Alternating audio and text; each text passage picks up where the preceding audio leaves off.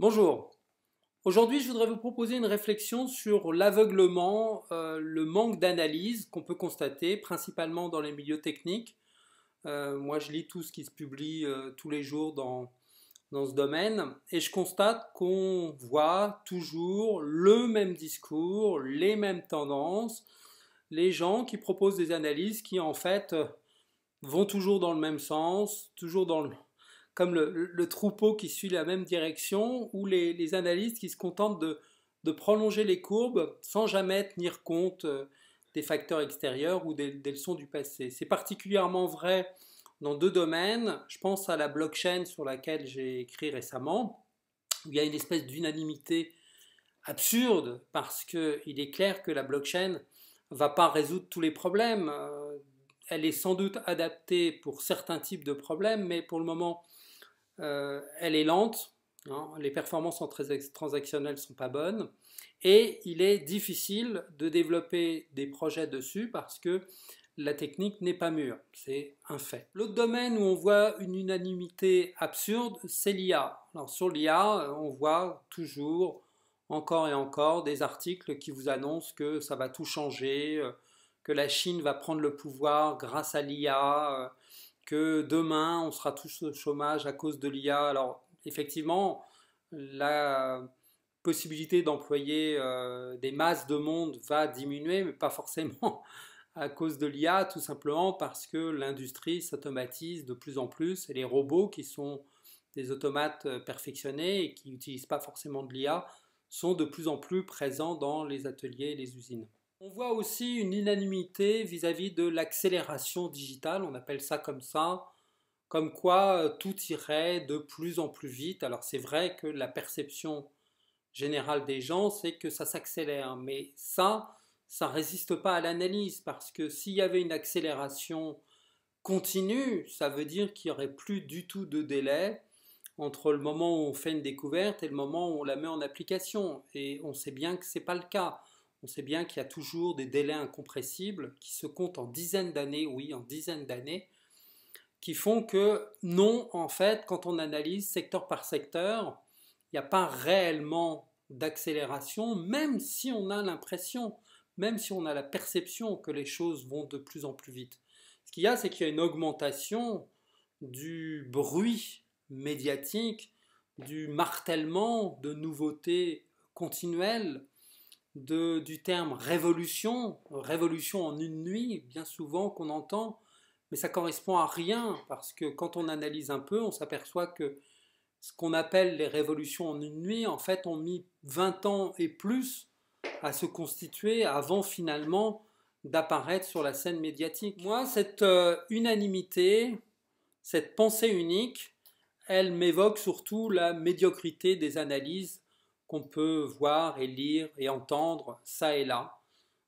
Quand tout le monde pense la même chose, en fait, personne ne pense à rien. On l'a vu récemment lors de la dernière grande crise financière de 2007-2008. Il y avait tout un tas d'analystes financiers, d'analystes économiques très connus qu'on voyait partout à la télé, les mêmes depuis 20 ans d'ailleurs. Et aucun de ces analystes n'a pu prévoir la crise avec précision. Il y a un seul analyste qui a décrit avec assez de précision ce qu'allait arriver, c'est Nouriel Roubini.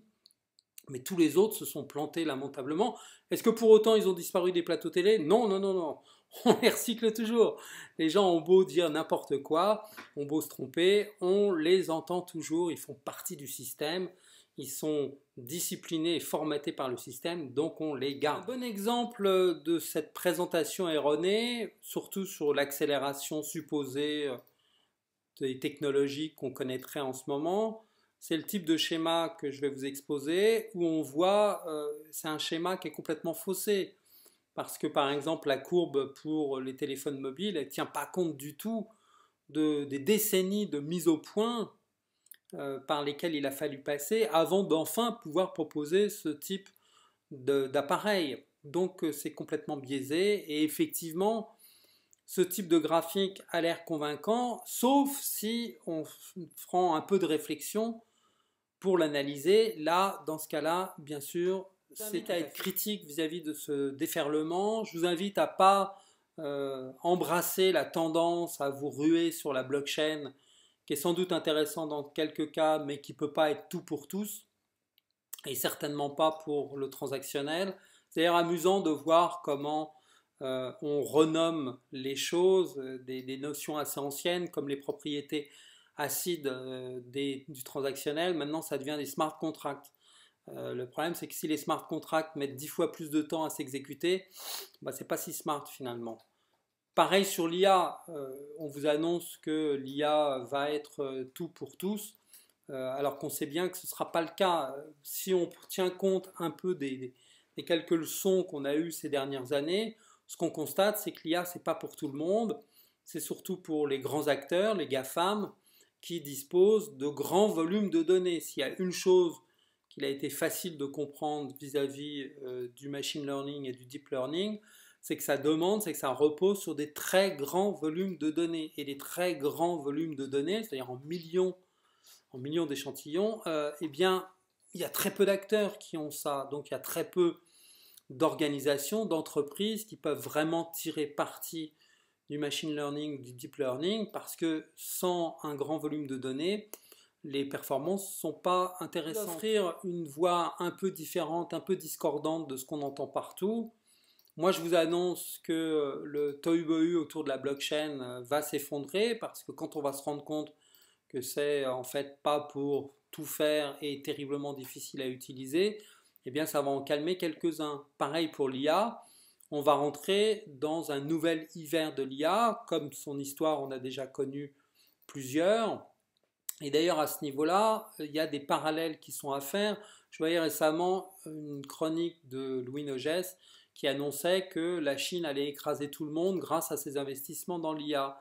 Ça me rappelle une situation similaire dans les années 80, dans la fin des années 80, où on annonçait que les Japonais allaient conquérir le monde entier, enfin ils étaient déjà bien partis, et que, entre autres, dans le domaine de l'informatique, ils allaient prendre la première position grâce à leurs études, c'est le ministère du MITI, sur les ordinateurs de la 5e génération. On ne savait pas bien ce qu'étaient les ordinateurs de la 5e génération. On ne sait toujours pas d'ailleurs parce que ça a débouché sur rien et qu'au début des années 90, le Japon est rentré en récession.